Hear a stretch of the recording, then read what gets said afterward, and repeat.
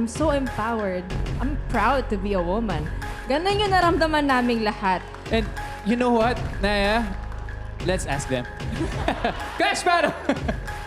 I think sa buong history ng The Clash, since season 6 na to, bihira akong tumayo. Pero talagang kinikilabutan ako habang nagpe-perform ka. Alam mo bakit? Kahit mahirap yung English na yan, hindi naman ako kagalingan din. Nararamdaman ko talaga na I'm a natural woman. Naramdaman ko kung ano yung sinasabi mong mensahe mula sa kanta mo. And I think bihira akong makaintindi ng gano'n. Pero maintindihan ko ba?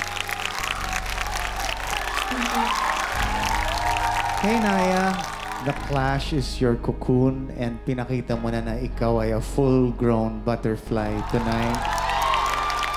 Showing your wings, showing your colors, showing that you can fly.